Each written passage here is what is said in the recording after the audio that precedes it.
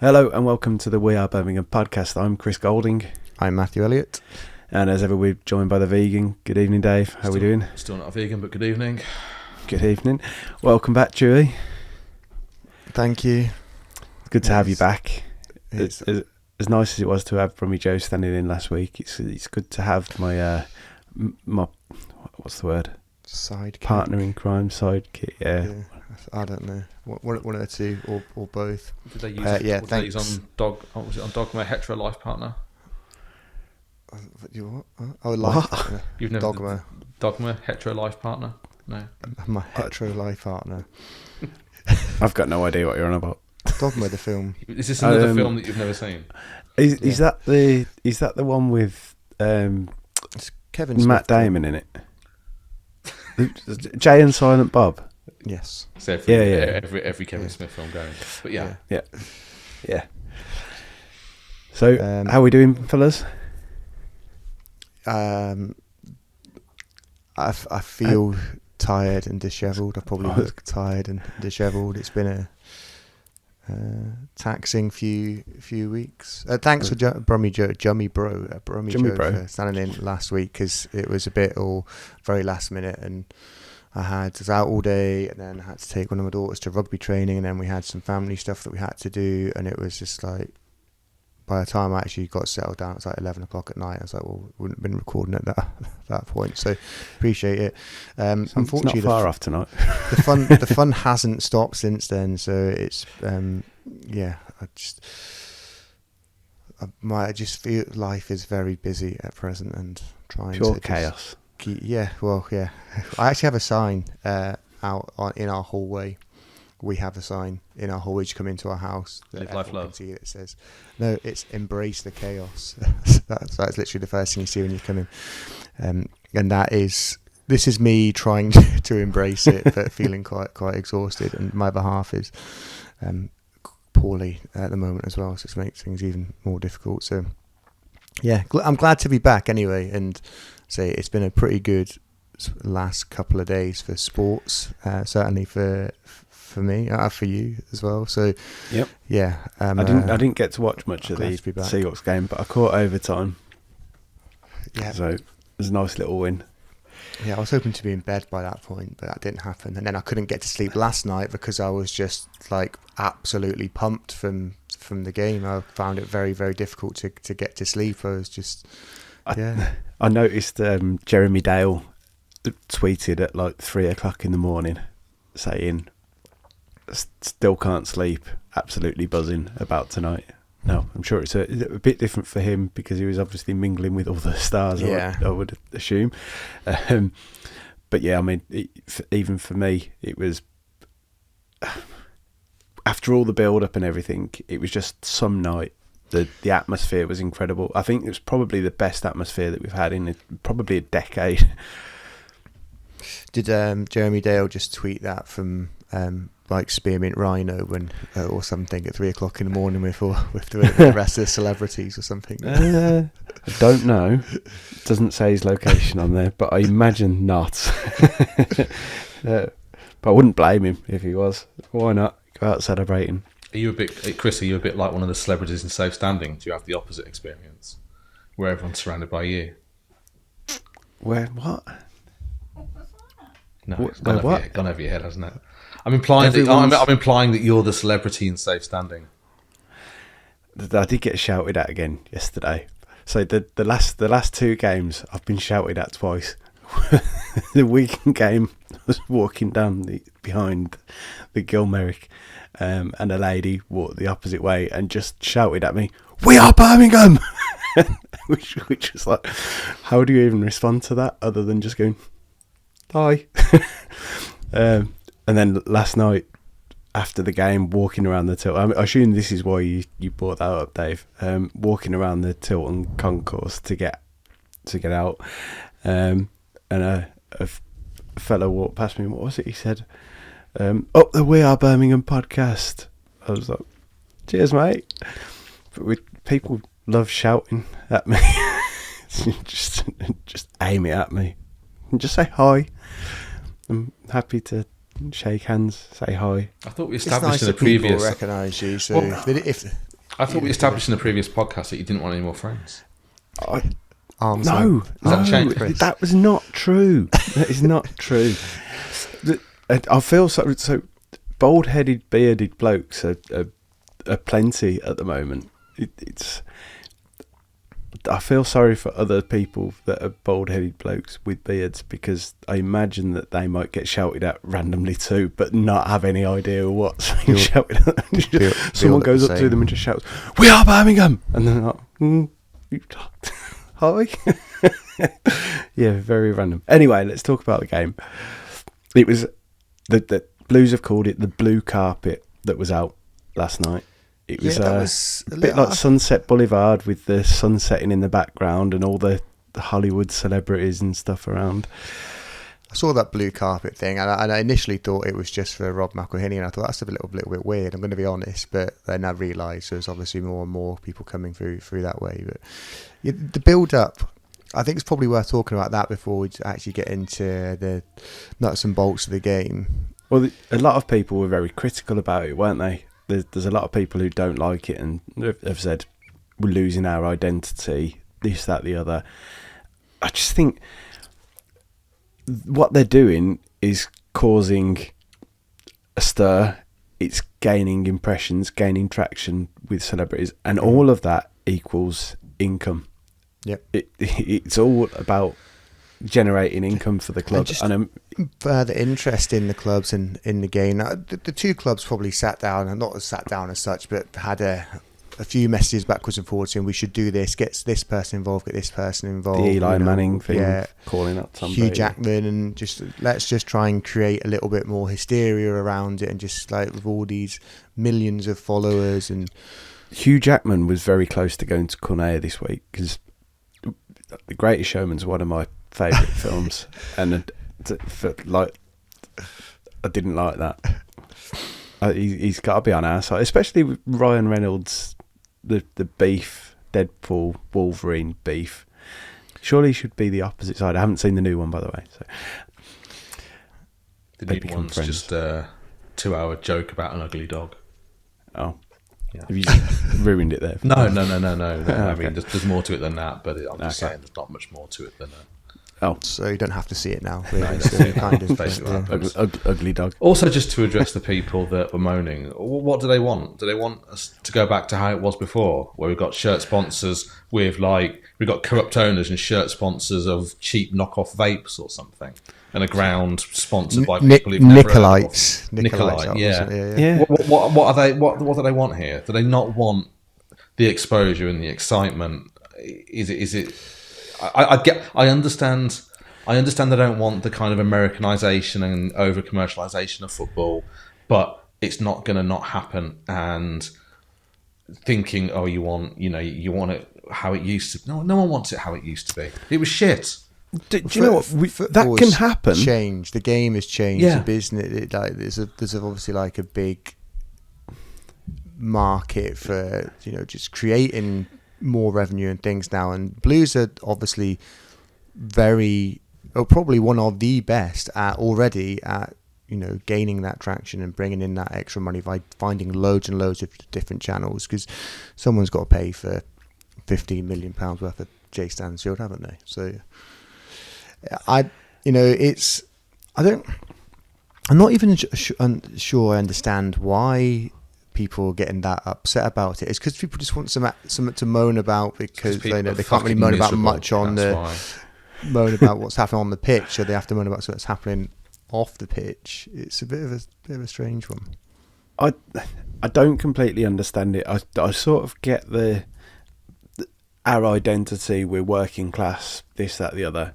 But last night showed, with all the build up and the people that were there, it showed that we're not going to change, because at times fans were as horrible and volatile as ever, and the scenes with the goals, we're still completely the same, and the fan base can keep their identity with the club, increasing the exposure, the excitement that Dave was on about. It doesn't equal. It's not like this one comes in, so this has to change. It's like you can still be your fan base as you are. doesn't have to go hand in hand. You know what I was worried about yesterday, and you'll have heard this, Chris. Did you hear the announcements your end, which basically was saying, hurry up and get inside the ground, don't miss the entertainment? There was some kind of PA announcements going around, and we were a little bit worried in a sort of, oh fuck, what's going to happen? What have they got? And I mean, we were hoping it was cheerleaders with t-shirt cannons and or someone dressed as Hulk Hogan. We're trying to think how American it could go. But thankfully, it was just they were going to turn the lights on and off a bit quick and play Guns N' Roses. But I missed that. Yeah, we're kind of glad it wasn't too Americanized. But it's funny that light show. So you guys obviously were in the ground. I could see it on the TV, but there's quite a few non-Blues fans that I saw on socials, just like, why are they having a light show on a Monday night against Wrexham? And it kind of made me. I mean, I don't really care, but obviously, they wanted to make a big spectacle of it. We know they want to make a big spectacle of it because they want to improve the matchday experience. They've said that from the moment they came in. It might be a little bit over the top, but Americans like to do that, and I think. Also, they've done that for every night game as well. Since they've got the lights doing that, it's not the first time they've done it. So that seemed more excessive. I don't know if it was more like intense. I don't know, but so I missed this then. Bless you. That's brilliant. I missed this. We can't even see sneezed off camera. Our special guest. Yeah. Tom, please can you stop sneezing while I'm at this? Tom Brady is just chilling on the sofa. So I didn't see the light show because I was having a beer inside the ground, but outside the stadium. So got in there for at the back of the Tilton. It's not really a fan zone there. A guy with a guitar, bit of a fan zone. I fucking hate people with acoustic guitars at football grounds. Sorry, going off a tangent here. Nobody comes into a football ground and wants to see someone butcher like. Is it like that guy at the house party that goes and gets out the guitar and starts playing it? There's always someone that starts playing Ocean Colour Scene or something. Sorry, no. Or Oasis. Anyway, no, there was a guy with a guitar, but I was just having a chat and having a beer. Yeah, then went into the ground, saw the fireworks, missed the light show. So I'll have to watch Sky, watch it back on Sky to see that. Sky made a real big deal about it as well, and actually, pretty pissed off at Sky. They gave the Keep Right On podcast a plug and didn't give. I text Brian straight away, said they've just used your Hollywood Bowl and referred to the Keep Right On podcast live on Sky. And I was like, they clearly didn't listen to our podcast that I wasn't on last week, swines. But yeah, Sky made a big deal about it. Obviously, it interviewed Tom Wagner, Tom Brady, that pitchside, and there's conversations with. I'm gonna speak to Ed Higgs, by the way, about that and put a complaint in because I know that he listens. So Ed, not on, mate, not on.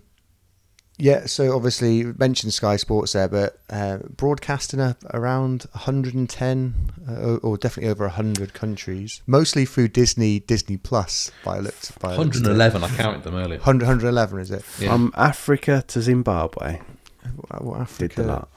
Zimbabwe's in Africa. I mean, and for anyone that hasn't seen that list, I mean, if you look at the Premier League on any given week, that's roughly about the worldwide kind of level of broadcasting. But for a League One game, it's probably unheard of, isn't it? It's wild. There's obviously a lot of Disney Plus on there outside of the UK. That I think they were showing it live there. Chris is wetting himself for some reason. I'm not quite sure why. Africa to Zimbabwe. That's the yeah, just tickled me. So yeah, it's these people that I'd love to know what the viewing figures were, and I'm sure there'll be something that comes out at some point. I think it's in both clubs' best interest to actually release those figures. So it'd be interesting to find out what it is. There's so many people, and I'll say some of the guys I play football with, and some of my customers actually, some of my clients, that they all watch the Wrexham documentary on Disney, and they've all developed this like soft spot for them, almost like this. So they automatically look out for their results every game, and if they're on TV, they will watch them.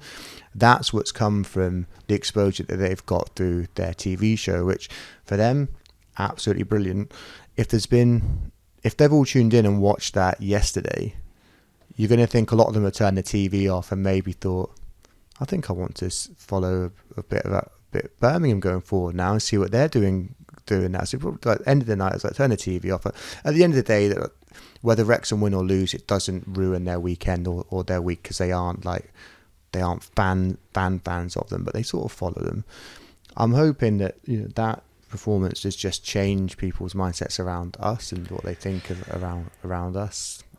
I think though that people have got that affinity to Wrexham because unless you were born there, like my missus, I said unless you were born there, like my missus, Wrexham. Oh yeah. Yeah. Then I think that people have got that affinity to them because of the Ryan Was it Reynolds thing. the Golding House Derby last night? Then is that what you were calling No, it? she's no. She was actually interested last night because Ryan Reynolds might have been there. Funny, that's very familiar. Pardon? Always been a fan of Ryan Reynolds. She's always been a fan of Ryan Reynolds. In the end, he just had to settle for a FaceTime. Yeah, that was quite funny. But I think people have got that affinity to Wrexham because of the show, and people have watched it. They're obviously. Do you not think people are sort of turning now? Do you think there's a little bit of a? I think general football fans. I think general football fans are. Football fans definitely people, are. 100%. Yeah. And there was not last night, but there has been an arrogance from Wrexham fans that has built up, and obviously not all of them, but there's a fair few of them who've taken that with gone to extremes. And you know what, there's going to be some Blues fans, and there are some Blues fans who are doing it on social media, but a lot of them to wind people up rather than anything. But it's going to happen. Still on for 136 points, by the way. We are. But with Blues, I think because we haven't had that show about it all, that we've probably missed out on gathering some new fans. And how many years have we said if there was a TV show about it, it'd be gold. It'd be TV gold. It'd also be, if you think about the TV show from if it was done like for the last few years up until Nighthead, it would have been also pretty embarrassing and it would have been for great TV, but we would have been an even bigger laughing stock than we already were. It would have been real life behind the scenes dream team. That's how I always sort of relate to Blues. It's like that was based on. I mean, they used the ground for a little while, didn't they? Or some of the footage from the ground. But it would have been. But I think because we haven't had that documentary, or we haven't had that show, and there might still be something in the works. Pretty sure there is, isn't there? Yeah. Yeah, but we're late to that party. But the people that are neutrals that might then get invested because Tom Brady. Well, we've seen that already. People have associated Tom Brady with Blues, and they've gone, "Oh, I'm going to watch this. I'm going to see." So the fan base can grow. And there was a guy there. I can't remember what his name was on Twitter last night from LA, I think. The Clippers does a lot of fan, was it? Yeah. He does a lot of like blogging. He does Locked On. He does. I think there's a Locked On podcast for the LA Clippers. But he made a comment. He came over for the game, went last night, and said that it was like the best atmosphere that he's ever been to. Yeah, not the best, the loudest that he's ever been to. It was incredible. It was unmatched, and he's going to Rotherham on Saturday as well. And there's people that you can get that affinity with just through. I think the show more than anything. Like if there's the TV show, and that's what's happened with Wrexham, obviously. So I don't think we're going to poach those people, or that they're going to, that we can buy their. But it makes people sit up and but, take notice of what we're doing, and there've been so many people that would have probably just turned that on last night just to watch it as well. The guys that I play football with never make comments about Birmingham. They don't care. They all support Rangers or Liverpool or Man United and stuff like that. And they'd all were putting messages in the group last night. Actually, after about 2 minutes, I got about 5 short clips of videos from different people like saying, "Great start, Matthew," and I just kept quiet. And then at the end of the game, I just did the Kermit sipping his tea, and that was it. So a bit, I don't know.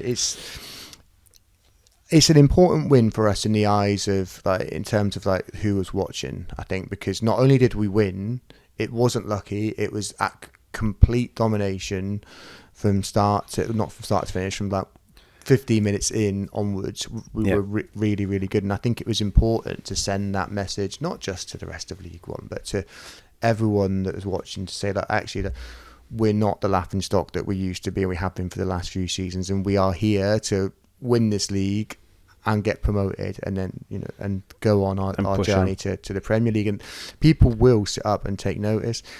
BBC have been tweeting about it today, putting stories out. Match Today put some stuff on social. Sky have consistently put stuff out throughout the day as well. There are a lot of people that are saying it was cringy as fuck and stuff like that. And there's a lot of there's a bit of hatred coming from different sets of fans, but ultimately it is all just giving the club more and more exposure, and that's. I reckon 90. Go on. I reckon of those, about 99% of them would swap it in a heartbeat. Oh, I'll tell you what's cringy as fuck. Being on the eve of your Champions League debut, and dancing on the tables because Blues have gone 1-0 down to Wrexham. He didn't even tweet that right, did he? He said Blues scored on the table. It's actually Wrexham scored and we were on the table. So he got it wrong. Tweeted it wrong as well. Yeah, but that was that's cringy as fuck. So I'll take our fan base and what's going on at the club over that any day of the week. Just a note on that. Obviously, they completely dominated Young Boys this evening, didn't they? So congratulations. Not the first time that's happened in their history either. So legally safe. You can't defame a large group of people. You're fine. Anyway, should we talk about Blues dominating a bunch of Wrexham players? I don't know what you call them. Taffs. They're not Taffs, are they? Because they've probably got 2 Welsh players. Surely your other half knows. Yeah, I was going to say consult the. I said wife there. Wife, partner, sheepshaggers. I don't know. What's this? Anyway, completely dominate Wrexham last night. Yeah, I mean that first 10-15 minutes, obviously they scored very early, and even when they scored, they had their tails up, and I was just like, this could be quite difficult. And actually, it's probably worth mentioning this. We talked about it beforehand. I was quite worried about this game, not from a point that they had better players than us, because I don't think there's anybody in the league and majority of the championship that have better players than us. Oh, there's that arrogance again, Chris. I'm not one of those people, but it's they've got momentum. They've been promoted. They have continuous promotions. They've got a core squad that's been together for quite a while. They're very, very well drilled. They don't concede many goals. They've got a way of playing that's obviously been very effective for them as they've moved their way through the league. And I was really concerned because whilst we do have a lot of good players and we do play very nice football had been playing very nice football in periods and then sort of just becoming a little bit disjointed again, I just thought that if we can get a point from this, I'll be happy. And then later down the line, when we play them again, we probably beat them because we'll have gelled properly. I was quite wrong about that, which I was glad to be. I agree with why you were worried. I Yeah. agree with why you were worried, and so was I. And the other side of it was because of how they play: low possession, low block, counter-attack move the teams ball forward very quickly. Yeah. And our Achilles heel that we expected this season was to be caught on the counter because we were a bit slower. Last night, every time that we lost possession, very quick to recover. I know we haven't after seen the that 15-minute mark. after that. But generally throughout the night, if we lost the ball, there was someone dropping back. We were covering, and it's. No, we were talking about it before the game yesterday. We were in the pub and we were talking about it and we were saying this, like, could this be our Achilles heel this season? And then saying that Davis is very set in, this is our style of play and this is how we're going to play. And the conversation went on, and I said, well, yeah, but he's also very aware of how other teams play, and I don't think that whilst we're going to play a certain way, and as we did last night, there are going to be allowances for when you play different teams and how they play. So knowing that Wrexham will play a certain way, we can put an emphasis on getting back and making sure that we're not caught out in those situations. You've seen a few, like there's been a few adaptations in each game. Like yesterday I saw a few times, it's like when we tried to play out of defence, and if we were getting hemmed in a little bit, we did try and go long, which I thought that's strange. Then they did it a few more times as well, and I think they did it. I think it was a couple of times during the Warsaw game. Although I think a lot of that was Allsop because he has a habit of playing longer passes anyway. So at first I thought, it's just Bradley Peacock. He's probably just got the jitters and he's just to get it forward. But then a couple of the defenders did it as well. I'm like, okay, this is actually by design then. So they must have, there must have been some conversation or, some tactical plan to do this. If they get into tight spots, if they see an opening, just go along with it. And there was one or two times when it's very similar to, I think it was Man City at the weekend, was it? That Edison played straight over to Haaland. Proper like Route 1 sort of thing. And I think they tried to do that with, I think it was Stansfield last night. It might have been Alfie May, I think it was Stansfield. So that was quite nice to see as well. So because sometimes you do get like, I want to see lovely football. I want to see them bait the press and then play through the thirds. But sometimes you just need to just get it forward. But I tell you what, before we go on any further, let's have a listen to some 15-second opinions. They're back this week. We've put a call out for them. Let's listen to them and then we'll get some more into the game. 15-second opinion. Right, boys, what can you say about that, really? Dominant performance against a team that apparently we're meant to be wary of. Delighted for Jay to get his first couple of goals, take the pressure off him a little bit. And yeah, looks like we might be getting 100 points, 100 goals. Up the Blues. Well, we've been waiting for it to click, and finally it fucking clicks. Gutted not to be there yesterday, but unbelievable performance. Managed to find it on CBS in the States. We go again, keep right on. Hi guys, Stuart from Bourneville here. Quick 15-second opinion, maybe a bit controversial. As good as everything was last night, and it was amazing, bit concerned about Alfie May's positioning with Stano in the team. Stano scored twice. Alfie May hasn't scored since he's arrived. Hi John from Hall Green. Fantastic night, absolutely buzzing. I can't believe I'm watching Blues go 3-1 up and dominate the ball and keep the ball. We're on the way up, boys. Keep right on. I'm Matt here. One of the best games and atmospheres I've seen in decades. Not seen us play like that, but ever really, and absolutely brilliant to see the players literally fighting for one another. Superb. There's a few interesting points there. Thank you as ever for sending those 15-second opinions in. Only a handful of them tonight because it was a quick turnaround between the game and the podcast. But thank you as ever for sending them in. We love hearing people's thoughts. Let's start on because we just spoke about it just before them.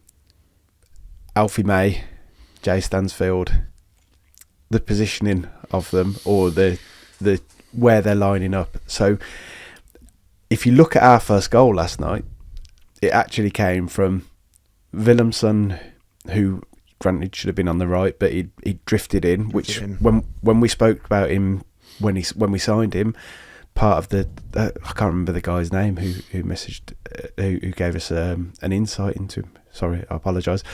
But he said he drifts in. He can play wide right, but he'll drift in. He can play attacking midfield, or he can play a bit deeper. He's got that flexibility about him. that being on the right hand side, he's obviously drifted in at that point. He's got the ball in and around the box, laid it off to Alfie May, who was in that deeper role. He's then taken a shot, and Stansfield has followed it in from the centre forward position or the striker position, finished it off. So that goal actually came from all three of those players, sort of in their positions, but playing adaptations of it, and it's worked out. Now,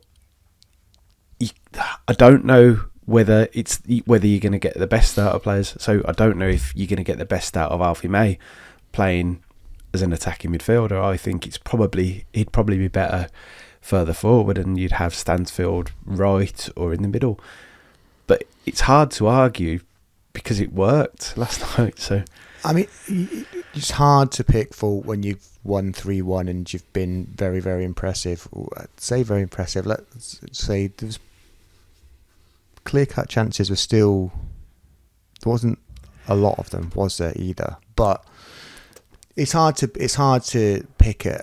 So when you beat your biggest rivals in the league, apparently, 3-1 in a game that your Hollywood rivals. Your Hollywood rivals. I have the same concerns.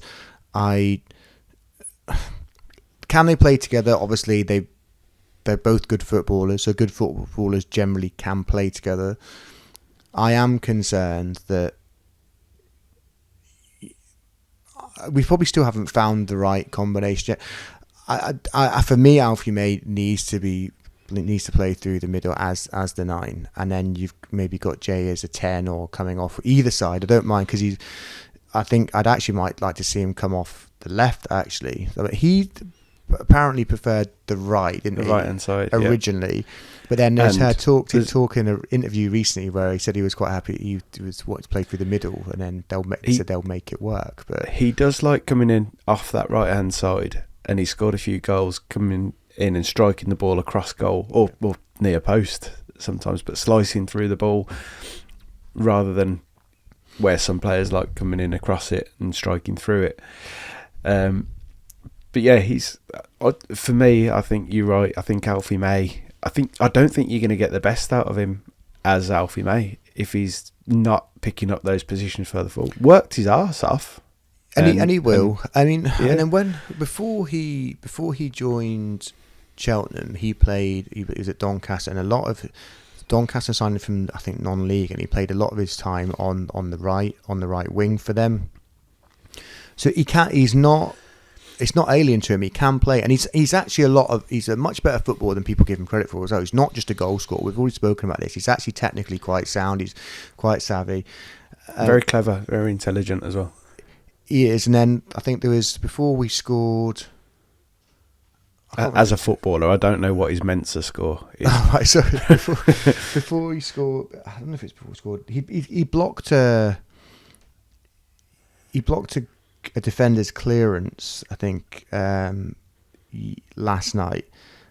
And I don't know if you guys saw it, but as he blocked it and it bounced back into the box towards one of our players, Alfie May actually jumped in the air and celebrated the block closing down their defender. That is a mentality you want. Like, he was like... That wasn't the one that dropped to Stansfield, was it? That could have been his hat-trick. Yes, no, that was the one. Yeah. And then I think Jay tried to put it through the keeper's legs, and yeah, it was that one. Yeah, it was just. But then when he came off, and you guys wouldn't have seen this. The camera was on him, and he did not look happy when he came off, because I think he obviously wanted to score. He'd scored in every league game up until then, and he looked unhappy. Maybe I'm reading too much into it, but he didn't look. He didn't look like the same Alfie May with his facial expressions. But then at the end, when they're walking around, like, they were all like laughing, joking and stuff like that. And at some point, he probably is going to maybe get a little bit annoyed. But it's up to him. Goal scorers want to score goals. They do. One thing that I'll say though on this is that we've said players that we've brought in have got that flexibility about them to play anywhere around that front four or a bit deeper, depending on, like, there's 2 or 3 positions that they can play. Now, I wonder whether this might be part of Davis's plan, that he goes, okay, Alfie, you're going to play there this week. Next week, so Saturday, we go to Rotherham. we've got Stansfield playing, we've got Alfie May playing. They've gone through all their drills that they're right. Okay, you're picking up Jay Stansfield because he's going to be playing as the forward player. We line up, and it's a completely different shape not shape, but lineup of players in those positions.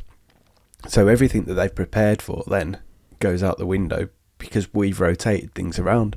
So whether that's that we play Willemson a bit more in the centre, and then Stansfield out on the right, Alfie May up top, and it's that rotation. Or one of the other players, does Scott Wright come in, or does Keshi Anderson come back in and play? I think he likes Keshi quite a lot, actually. So it's interesting seeing him back after injury, and then obviously no space for Ayuma on there, which you would have thought, like, as an impact sub, Ayuma is quite useful. We can talk about that in a minute, actually. But we've got so many different combinations there, and throughout the season, so it's a long season. We're going to be there's going to be changes, there's going to be injuries, there's probably going to be suspension. So they're going to have to mix and match stuff. And we've got options. Speaking of options, centre midfield last night, when the team was out, so I was quite surprised that Mark Leonard wasn't in there, because whilst I know Iwata's a very good player, his performance against Warsaw I didn't think was particularly good. Oh, I thought he looked good. Yeah, I wasn't that impressed with him. And then last night he was just like absolutely everywhere, picking the ball up from defences. A number of recoveries were just like insane. The energy that he added to the team was wild. And then the partnership that he seems to have struck up with Peck already was also, it was very, very, very impressive. And those guys just looked so comfortable on the ball, moved the ball at will. Obviously, Peck maybe a little bit fortunate with his assist for Iwata's goal. Potentially, it didn't look like he maybe almost miscontrolled that as opposed to actually laid it. It's a lovely touch, lovely gentle touch. I'm not convinced. One thing I will say about Peck last night, for how good he was, I was just like, put some longer studs on, mate. You've slipped over about 5 times. He must have been the only person on the pitch that had slipped over that many times. It was quite ridiculous. But the pair of them awesome, and that strike was so good. Even the Sky commentator had kind of called it before it had even gone in a net as well. I've got an admission to make. Go on. I missed it. What were you doing? Getting a beer? No. I saw the ball hit the net. So someone in safe standing had brought a whole toilet roll down with them, and for some reason threw it up the stand into the gangway. So I was like, I'm going to go and grab that, and then if we score I can lob it on the pitch. We're on the end of the row at the back row. So I nipped up to get it, and someone had already grabbed it. So there was just a string of toilet roll on the floor. So I was like, oh, fucking hell, missed my chance there. Turned around, went to go back downstairs to my seat, looked up, and the ball hit the net. So, a contender for goal of the season, completely missed it. At least you got a few sheets of toilet roll, though, Chris. I didn't pick the toilet roll didn't up, even obviously. Pick up the few that were there. No, I was only after the full roll. If you stand near Chris, bring him toilet roll in 2 weeks' time. And don't go and give it to a random bald bloke. No. Yeah. That isn't me. It's hard to tell. Anyway, another thing that was mentioned on there, team fighting for each other.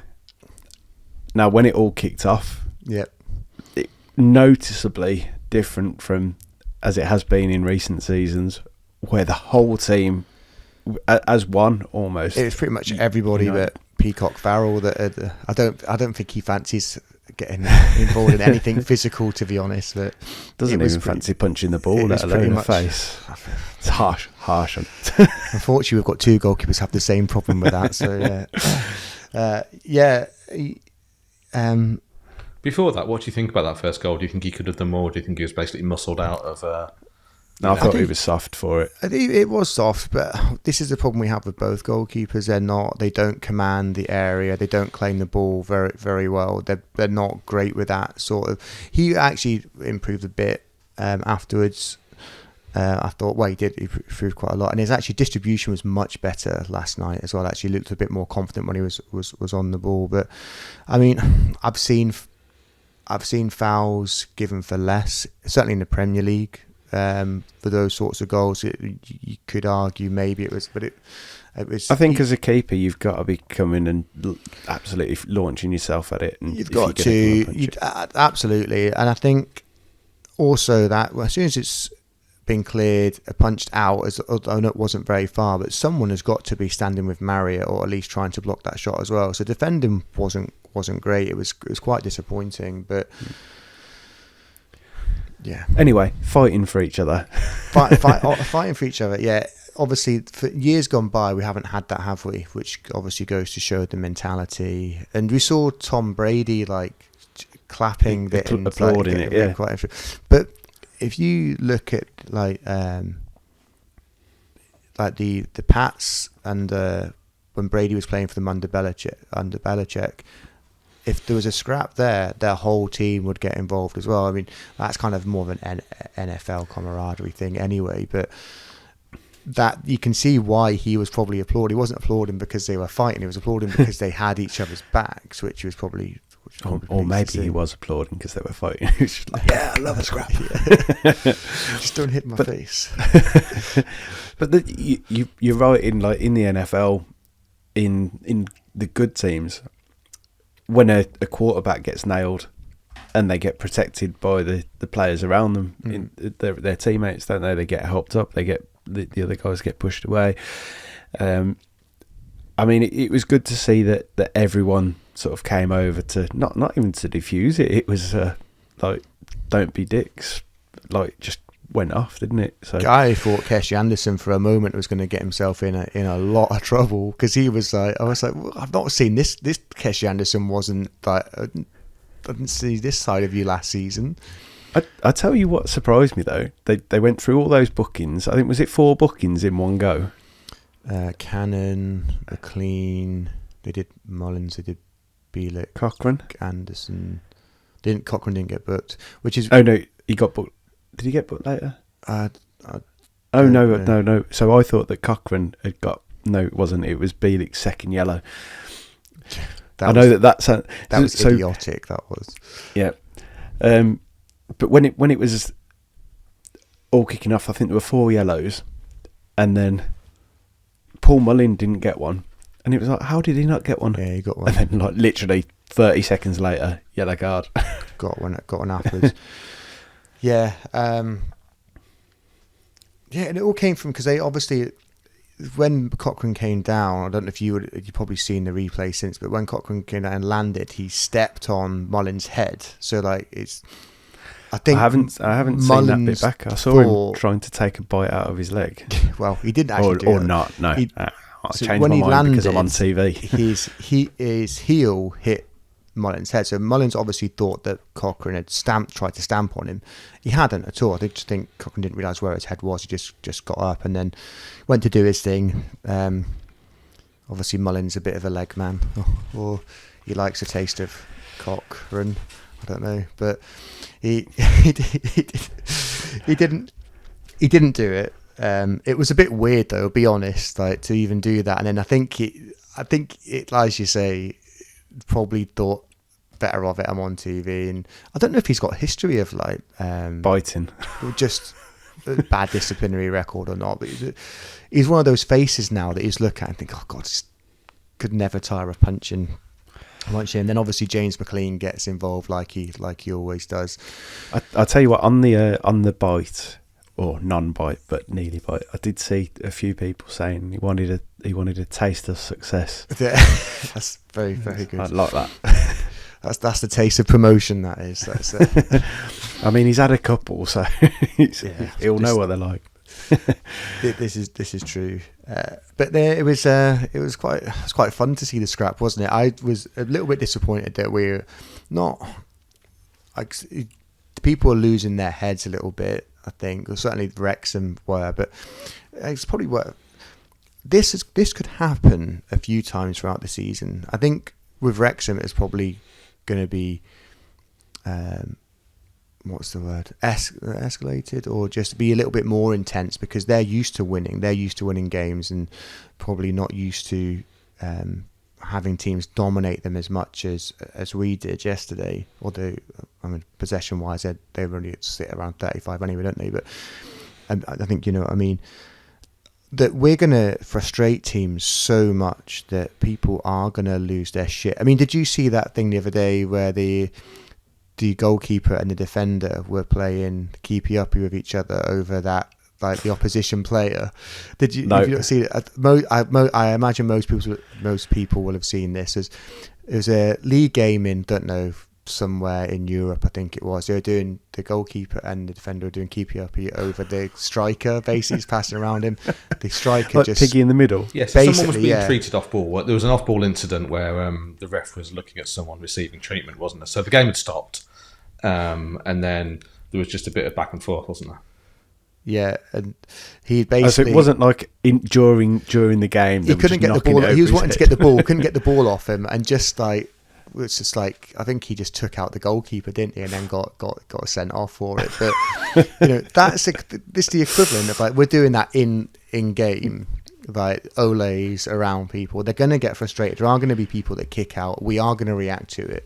What we've got to make sure we do is that we don't all lose our heads, and we don't, you know, maybe Davis could have taken Bielik off yesterday just for his own protection, because he was like ready to take someone out, and you know, he did end up taking someone out. He was very fired up, wasn't he? Like, I've never seen him that way. He tackled, like, remember Mehdi Nafti used to tackle like that, where it's like a big scissor kick almost, like to take someone down. He went in there to hurt him. It wasn't an accident. He knew exactly what he was doing, and it was, for me, it was idiotic, because he was booked about 2 minutes before, 3 minutes before. Like, he was just really, really foolish. Even if he'd won the ball, the intent was probably enough for the referee to have sent him off anyway. Yeah, I think it was really silly. We are fortunate we have Ben Davies to come in, although you kind of wish that, we'll get onto it later, that you have Bielik for Rotherham and their balls into the box and stuff like that. But yeah, it was fun, and I think there's talk about James McLean or someone having a punch at someone, and I think I've seen the video now after, like, slowed down, and it does look like he pushes his hands to, I think it's Mark Leonard's face. I'm not sure I class it as a punch, but there was a lot of that going on in the melee. But yeah, they could have probably just picked numbers and just given out a few yellow cards. Yeah, with absolutely. what was going on. Think, it's like, how do you give 4 players a yellow card and not half of the others that are all involved? Do you know what's funny? It's like, I hadn't noticed the referee all game until that point. I think he'd handled the whole game really, really well. It's quite a big occasion for League One. Mm-hmm. Didn't let the atmosphere or anything get to him. Didn't give us any decisions that we shouldn't have gotten, and vice versa. I think he refereed the game very fairly. Let it run, let the game just play out. When there was little niggles here and there, he just let get the game going. It was great to see. And then suddenly you spot him, because there's that huge, just like handbags that. But that's towards the game. So, in fairness to him, there's not an awful lot that he could have done. No, He actually sort of almost stepped back and let it unfold. He must have been watching. You talked about, like, it could have been any four. He actually stood at the side with a box of popcorn, just eating it. Just went, like, now I'm going to go in and who's having a card? And part of that is, probably, just a methodical Disney working Plus out and chill. who actually is deserving of yellows or whatever. Who were the instigators? And he did take time, because he stood with his linesman and the fourth official, and they obviously said what they could see after they put their popcorn down. So we'll call it Disney Plus and chill. That's what they were doing. But it was it was good to see, though, back onto the point of, like, the team fighting for each other. Let's just, it will happen again, I think, this season, because other teams are going to get frustrated with us, and just we need to manage it better. I think Chris Davies seemed quite disappointed with Bielik as well, with just the sending off, and I'm sure there'll be words around that behind the scenes. It's only one game, isn't it, for a double second yellow? So, yeah, so as long as we go and whoop Steve Evans' fat ass, and without him, I don't mind. Anything else on that one? I mean, were you surprised about Taylor Gardner-Hickman coming in as at right back? Yeah. When you've got a natural right back there, it was. Well, yeah, I mean, how has he not come into the played to right the back and wing back quite a lot? Well, that's what we thought. Maybe afterwards, that he gives us that bit more attacking threat, more attacking, height, physicality. Because Samstead, I know he's 5'10", 5'11". He's quite slight as well. Maybe this just wasn't the game for him. Yeah. And I would expect probably with Rotherham coming up that he sticks with Gardner-Hickman at right back as well. I quite liked. Obviously, he was quite willing to get forward and get the ball into the box. I tell you what, apart from that Cochrane delivery, the crosses hang on, and not apart from. Let's talk about that first. Yeah, because it was a beauty. Because that was as good a cross as you're going to see this season. Jade had nothing to do, really, did he? Just had to let it hit his head. Yeah, just let his head guide. No, it was a good header. It was a good header, but the cross was even better, and you could say Beckham-esque with a left foot. But Granger-esque. Maybe. Well, just because Beckham was obviously there, wasn't he? But no, I know why. The only good cross.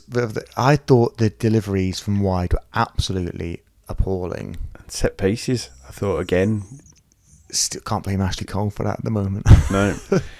Jonathan Grounds, what are you doing? For God's sake. Said that a few times in my lifetime. We'll get on to that in a few minutes, actually. We'll talk about a couple of people that have left over the last few weeks.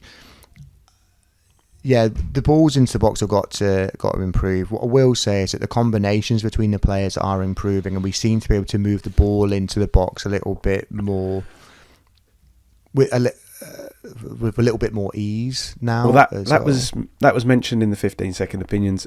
It's clicked. It's clicking, definitely.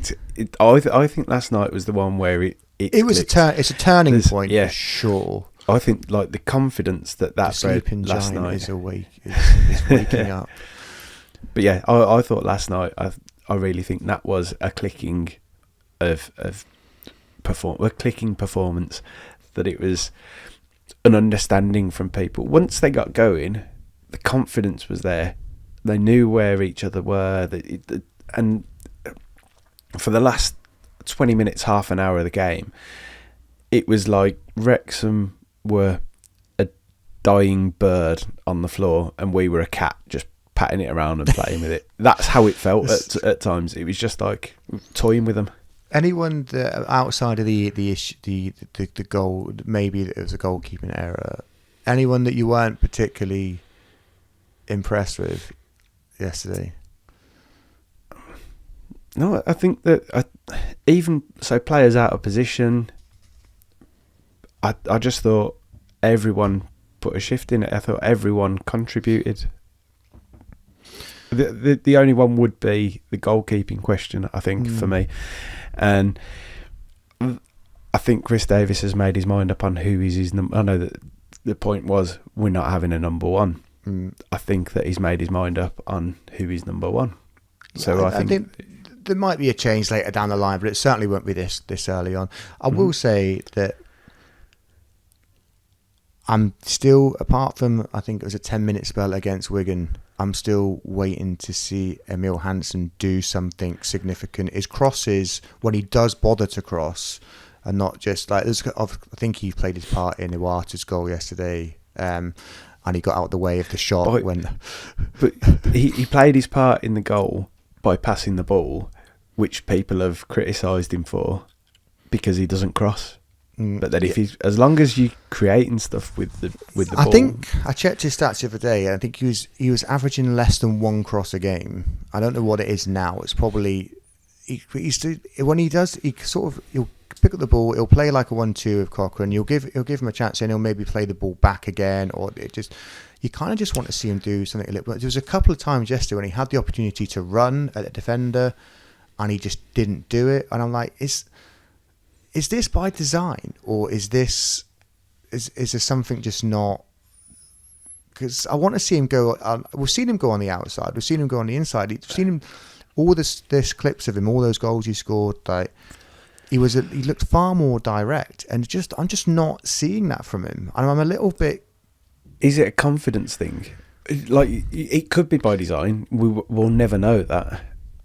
But for me, he looks like a player who's waiting for that confidence boost for something to happen, and that's been for me since the Dembele thing.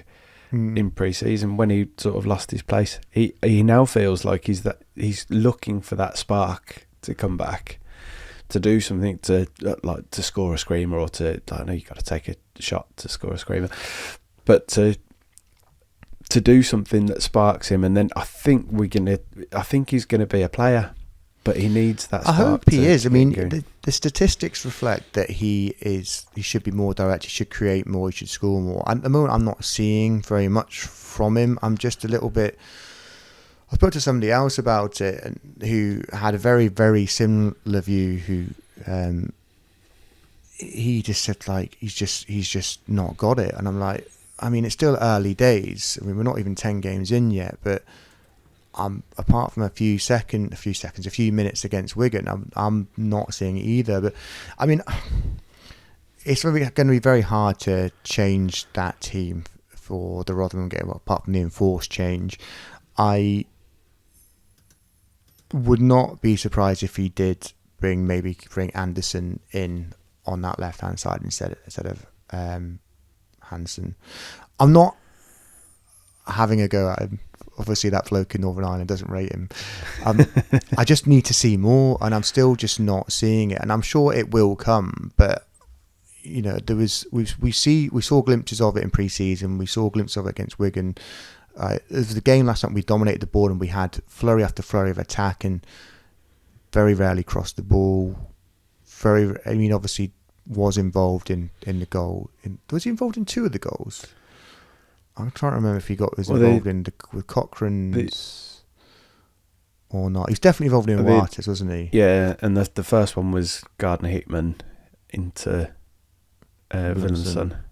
Yeah. But yeah, I mean, hopefully this changes. It's very early days, you know, and he's still obviously settling. We have to remember this as well. Like Williamson does a few games, he actually looks a lot better now, and he went about his business very quietly yesterday, but it was quite industrious and just linked and played together quite nicely. And again, you kind of want him to be a bit more of a threat. But something that you picked up on very early on was about not being physical. I thought that he was a lot more physical last night, and I think that's coming to well, I his think game. I said to you a few weeks ago, like the game looks like it's slowed down for him a bit now, because I think initially when he got here, I think the pace of the game, and it is a lot quicker than they play in Holland, that, you know, now he's sort of acclimatized to that.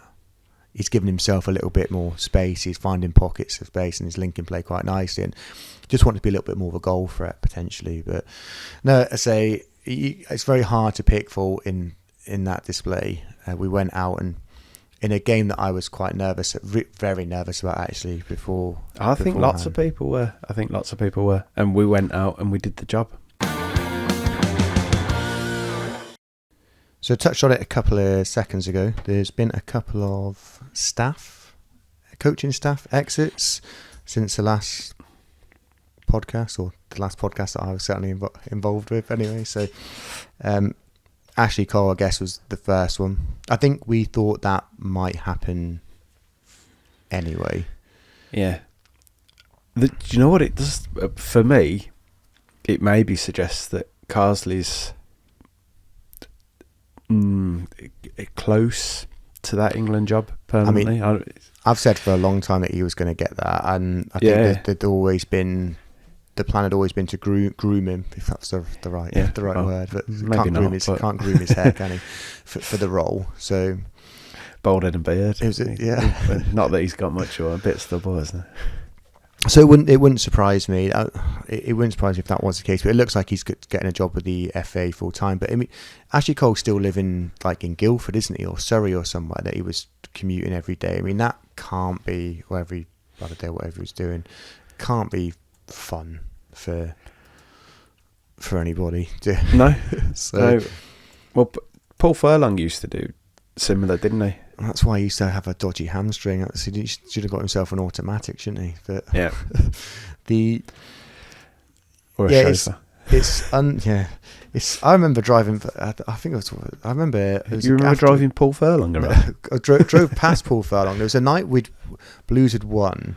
Paul Furlong got sent off, and me and my dad. I think it was on the A14 or on the M6, on the way back home to Corby or Kettering. I can't remember where we were at that point. And we passed Paul Furlong, and he was in a Ford Escort. Glamorous Nice car. one. Yeah, I can't even remember. It was dark, obviously, but I'm pretty sure he got sent off that night as well. I'll have to look that up and find out what game what game that was. Find out what it was. Yeah. So back on to this to the matter in hand. Not surprised.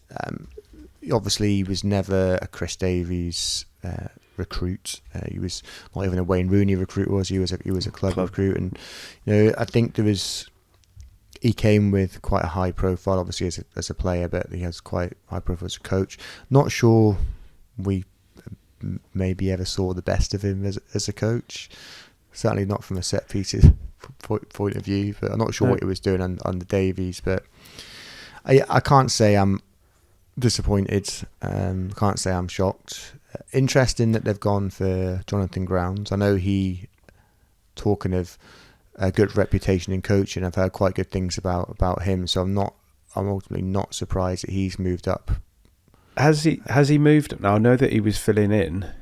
Davies has referred to him as being promoted in there. I think I heard the Keep It On podcast mention something. I think Alex Dickin wrote about it as well. So I mean, he was on the bench last night as well. So yeah, I guess. I mean, Davies did say as well that they might look to add further staff later down the line, but at the moment this is it. So there's obviously maybe an eye on potentially bringing someone else in. And I've been hearing really good things of Julian Gray as well.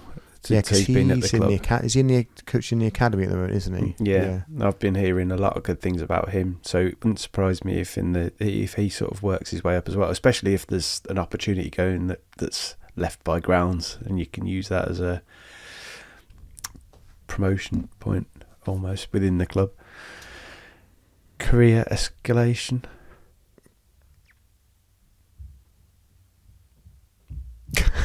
Is that the word?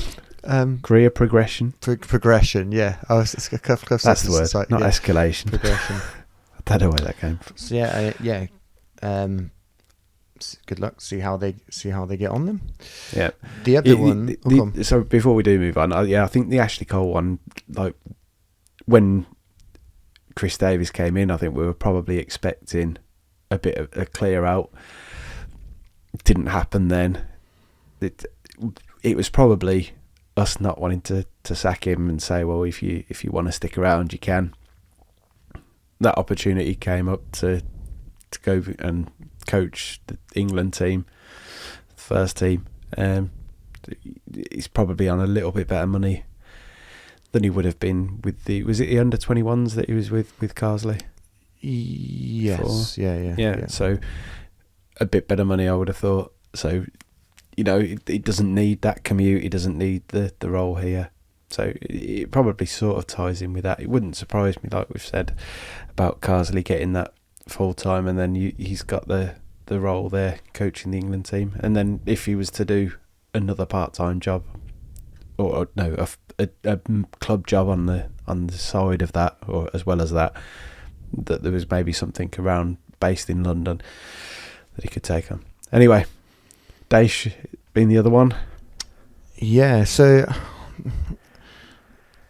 it's funny because when he first was given the job, it felt a bit like job for the boys, because it was during that period where they brought in Martin O'Connor and I think Paul Tate, and there'd been a few other people, a few ex-players brought into the club, and it all felt a bit like you're going to bring Martin Granger in as the bus driver sort of stuff.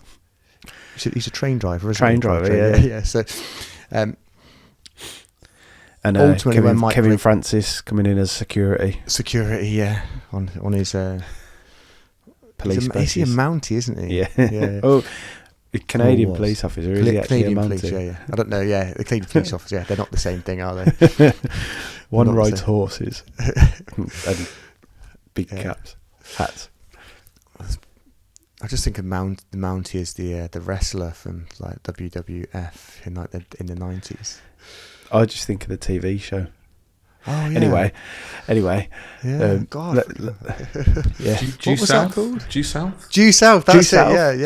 Yeah. Had a very Ridiculous good sort of theme. things that you can remember, isn't it? Had a very good theme tune as well. That did. That was a great TV show. I used to enjoy that as well. Yeah, that was good. Anyway, we do this a lot.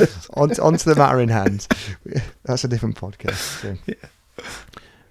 Again, not really surprised. You kind of felt when Mike Rigg was coming in and Mike Scott came in, and just thought, how much longer does they stay there? Do they want to keep him? Does he want to leave? And yeah, I mean, I think there's probably a little bit more to it, to be honest. I've heard a few different things that suggest that everything in the academy isn't quite as rosy as it probably should be, or things...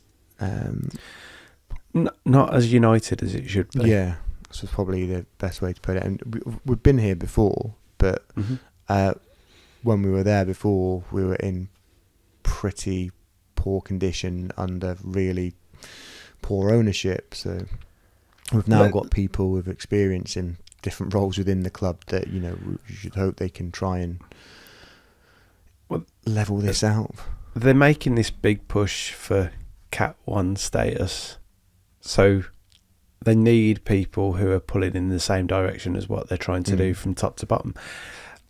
If that's not happened, and I mean, Liam Daish is going to be very opinionated, and if he doesn't agree with how something's been done, or if he wants to do it a different way, you could imagine that he's probably not the type to go, oh yeah, I'll suck it up and I'll take it. Whether his way was the right way or the wrong way, if that's what's happened, you could imagine that they might say, well, okay, we're going in this direction, we want to go in this direction, you don't fit anymore. And I could very much see that could be the case. He's not the type of guy I can't imagine to just suck it up and take it. So I don't know. There's probably some friction in there between the academy age groups, and I know you just don't know if there's clear. Like we talk about it all the time, and we want to get this Category 1 status, and they talk about this clear pathway into the first team. We don't necessarily know how much of that is actually true at this point in time, and they've obviously spent a lot of money on players, and at the moment it doesn't look like there's any pathway at all for a lot of these youngsters. But you know, that's kind of just, it's unfortunately. Could you hear that motorbike go past? Yeah. Victim of circumstance. I thought Dave had farted again. I think we never got to the bottom of who that was, beside it not being me. It was episodes ago. It was you. When you said were it was on on holiday. It was in Turkey or something, was it? Yeah. Yeah. I think so. Back onto the players, like it's like the circumstances that dictate that we won't be using them. We've seen loaning out people like Ramel Donovan and stuff like that as well. So there's probably a lot going on behind the scenes that we don't know about. I'm sure that it'll get itself sorted out. We've got people with experience in place now, so you've got to hope it gets sorted. And I tell you what, so you sort of touched on it there, to do with the pathway and people being out on loan. Part of me wonders whether there might be more changes potentially down the line, and whether, I think Martin O'Connor's loan officer on a part-time basis, something that I think that I'm not 100% on that. He was part-time. I don't know if he still is.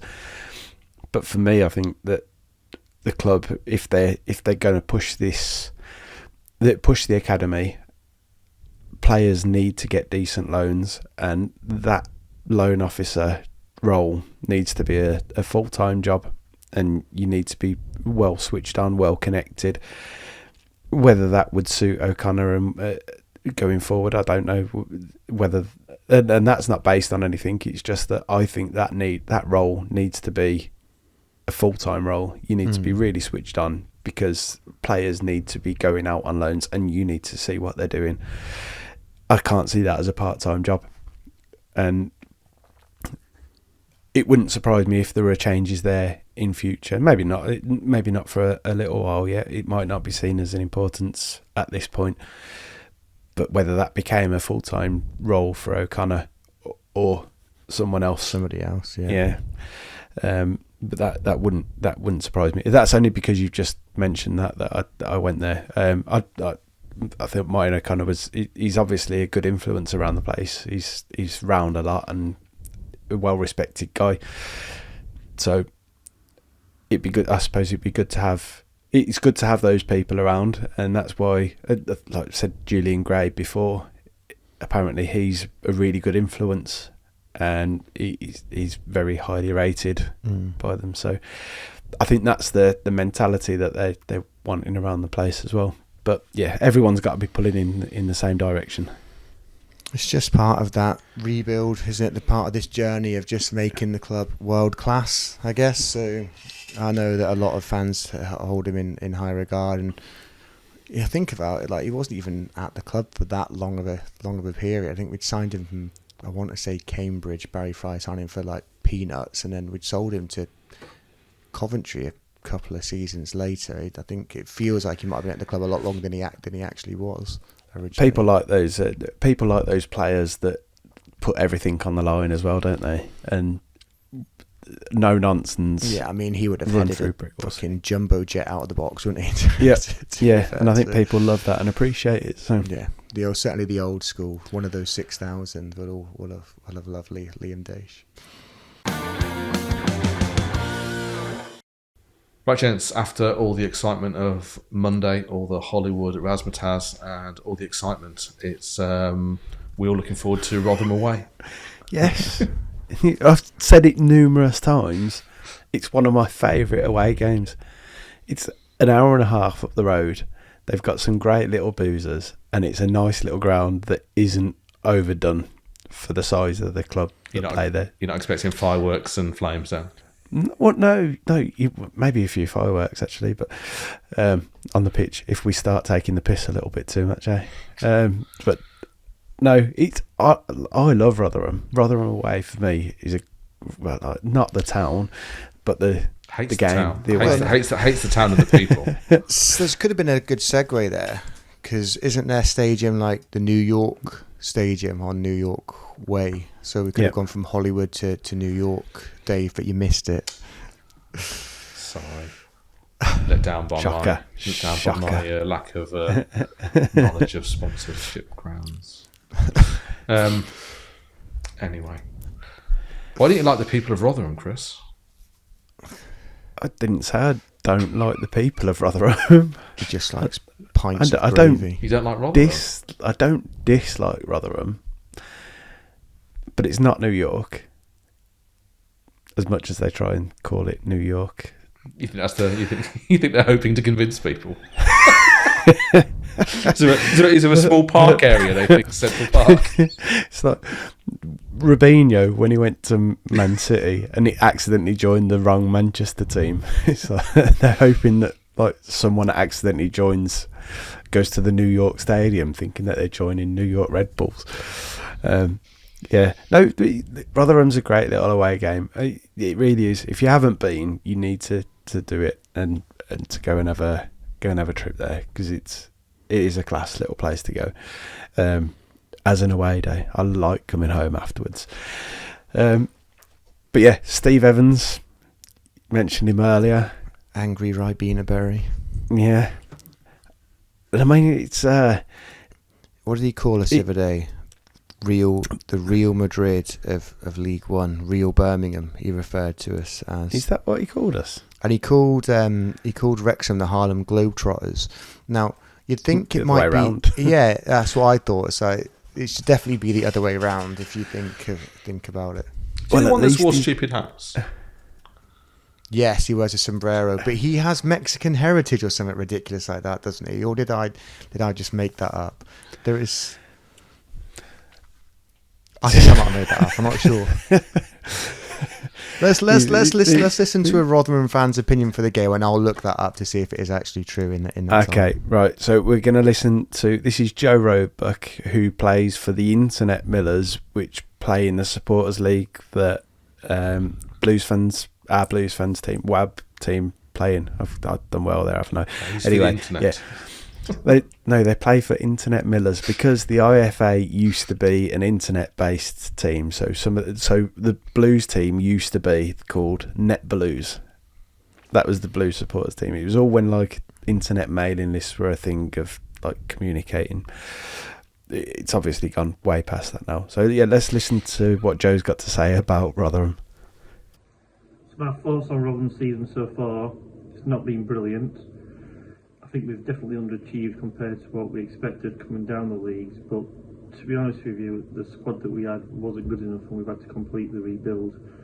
So the performances have actually been reasonable at times for most of the games, but the results have not been great. Only got one win and a few draws. We have had some pretty tough games and we had a good result against Huddersfield, which shows we can beat the top sides. Thoughts on where Birmingham need to watch out. Classic Steve Evans, will do high pressure football. I think if we can rob the ball off you on the back line and get the ball quickly out to the wings and into the boxes, then we do flood people forward to score goals. So Jonathan Clark-Harris up there. I've got a funny feeling that Ugle might play as well on Saturday and do a job. So I think Ugle and Jonathan Clark-Harris might be the ones to watch out for. Thoughts on where Birmingham are dangerous. Pretty much all over the park. Really impressed with you this season. I watched the game against Wrexham the other night. Totally dominated the game apart from the first few minutes. Got some really good players, 2 strikers, obviously Jay Stanfield, Alfie May, really quality for this level, and should be really good strikers in the Championship. But also really impressed with that Sungho and Iwata, 2 really good players in the midfield. So if we don't get hold of them, I can see it being a really tough day for us. A prediction for the fixture. Well, it's one of those strange ones because you would expect that Rotherham probably going to lose this, or at the best get a draw. But we do have a knack for getting decent results against the better teams, like we showed against Huddersfield. So my head is saying probably something like a 3-1 loss, but my heart is saying that maybe we will pull something out of the bag, maybe get a 2-1 win or a 2-2 draw. If I were pushed, I would say 2-2 in quite an entertaining game. All right, cheers for that, Joe. Thanks for sending that over for us.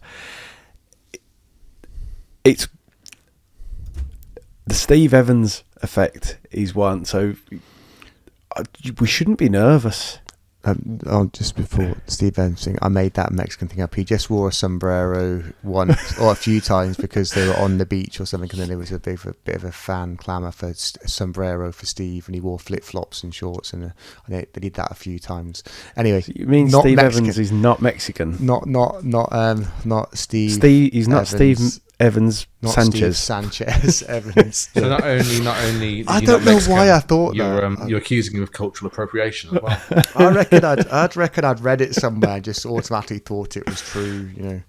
More facts from Matthew next week. So at least I'll go back and check them. I like to check them, see. But yeah, that's absolute bollocks. He's nice, yes, basically. So anyway, yeah. So I think they're probably all a bit underwhelmed at Rotherham this season. They're getting relegated and then signing all the players that we were jealous of early on in the transfer window when they'd made like 15 signings and we hadn't made one, and everyone started losing their shit a little bit.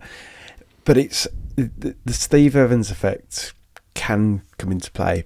I think we've got to be confident. We've got to go into the game and say we're going to be dominant. Like if we go there and they press us, I think the way that we're playing the ball around now, and granted, there's going to be a change at the back, so we imagine it's Ben Davies that's going to come in there. But I think we've got to feel confident that we can break through their lines and move the ball well enough to not get caught out by them.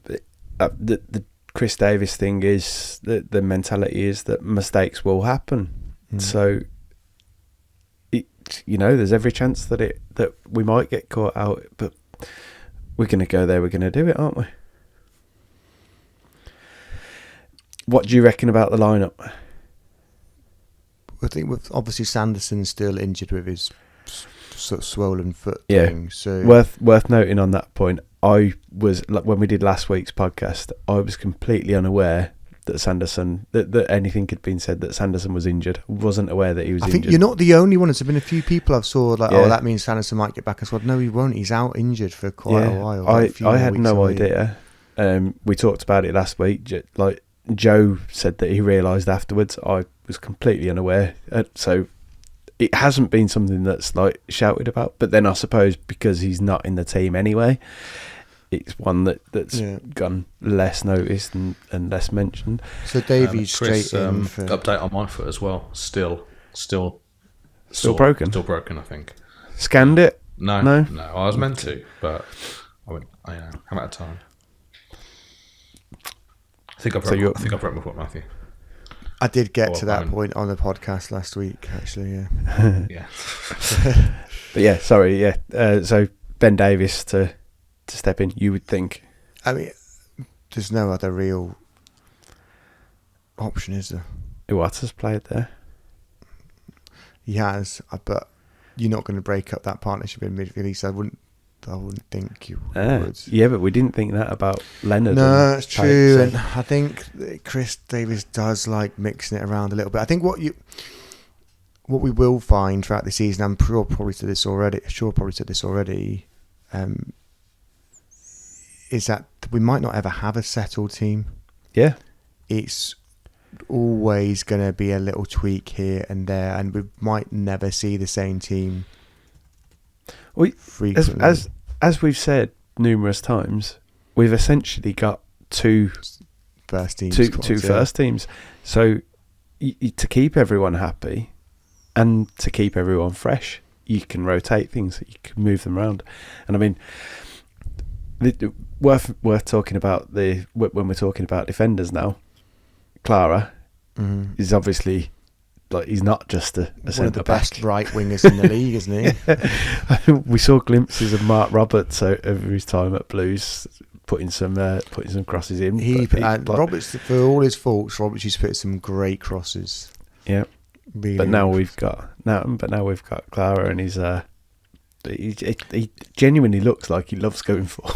Yeah, but do you know what? Actually, he will need to be dominant in his own box, because they will try and bombard the box with crosses and long balls, etc.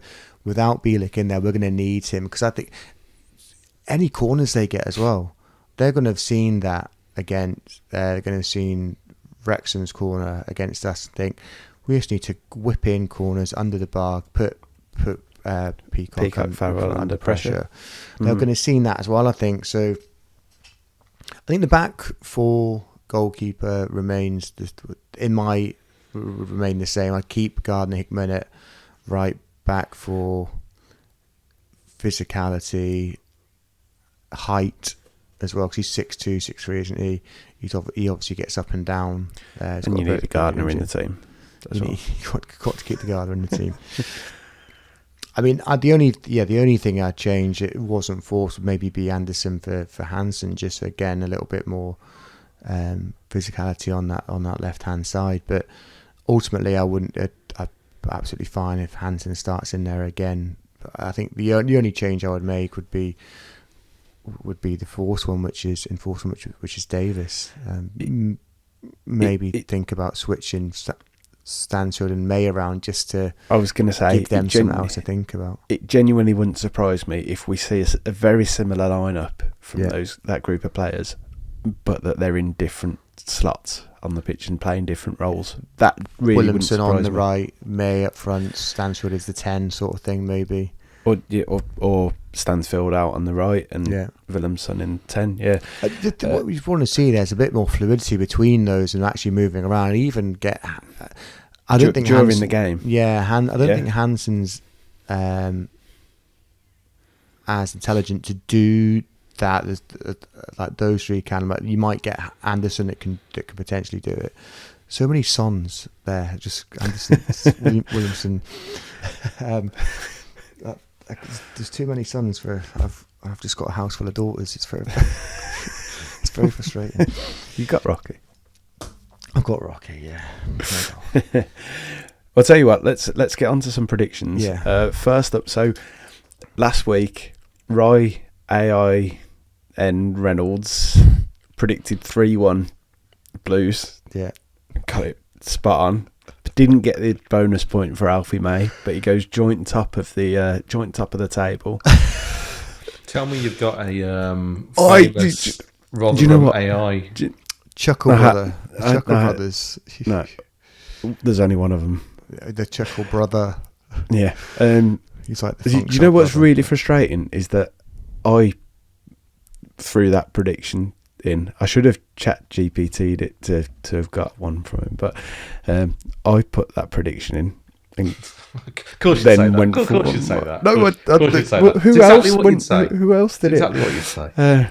But yeah, Roy AI and Reynolds is joint top of the prediction league. This week we've got Will Brazier from That's Football. Let's see what he says. Hiya fellas, hope you're well. What a win on Monday, absolutely buzzing my tits off. For this weekend I think it's going to be tough. I think it might be a little bit come down to earth. I want to keep the momentum going. This is going on too long. I'm going 4-0 Blues.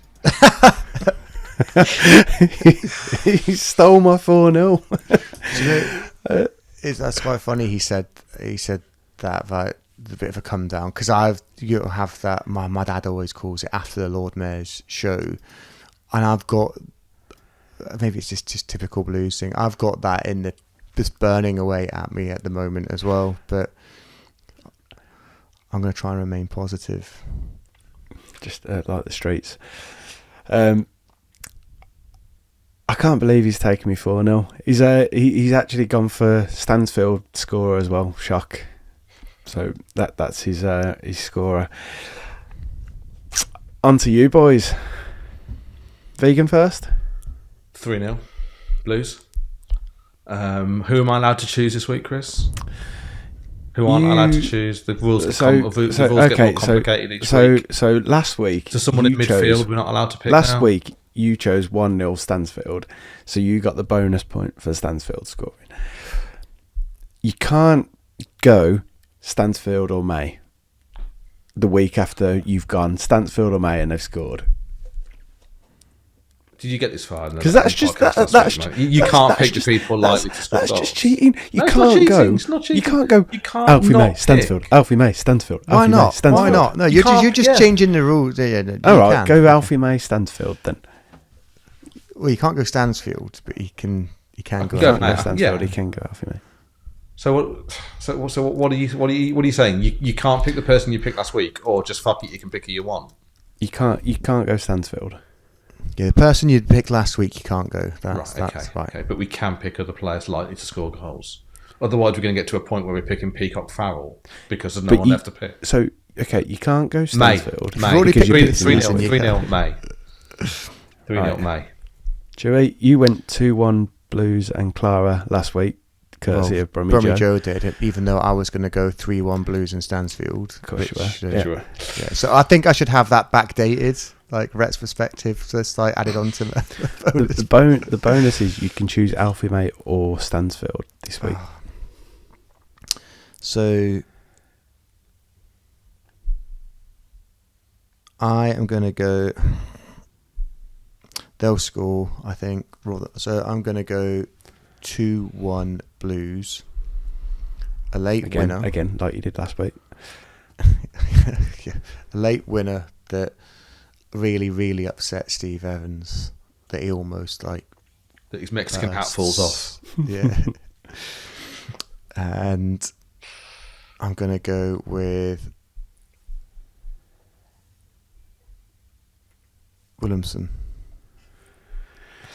Okay, and I don't care that Will took it. I'm going to go 4-0 Blues as well, and I'm going to go Stansfield because I went Williamson last week, so I'm allowed to. And I'm the only one who will rotate Stansfield or May. So, you're a hero. I am. Actually, I want to go Alfie May. Actually, change from It's already in. It's on the spreadsheet. It's saved. Change it. Okay, May 2-1 May. Yeah. Oh, I hope that backfires. I really hope that backfires. There's I say a lot of stuff that's been backfiring lately. Thankfully, a lot of it's been behind closed doors or in WhatsApp messages that haven't been shared anywhere. I will say something and it will just completely come back to bite me on the arse. So. We haven't got time now, but we'll gloss over the fact that you didn't really want to see Stansfield at the club. Oh yeah, we forgot about that, didn't we? Yeah. That's twisting. That's twisting the truth, isn't it? It wasn't that I didn't want to see him at the club. I was concerned about the amount of money that we spent. This is a different podcast. We could. The money's fine. Yeah, Delta Airlines are paying for it. Yeah, it's not you're not paying for it. Delta Airlines are paying for it. It's fine. Yeah. And all these tweets as well. Yeah.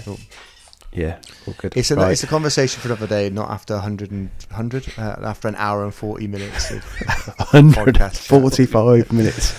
That would be a long podcast. But coincidentally, that's how long you will talk about it, given the chance. So just to clarify, I wasn't against him joining the club. I would just had concerns about some of the money that was being spent. But once we pointed out, you didn't want us to sign him. I've come around to it, especially with a 7-year contract and stuff like that. So anyway, we're not getting into it now. We'll talk about it another day. Yeah, no, we're done.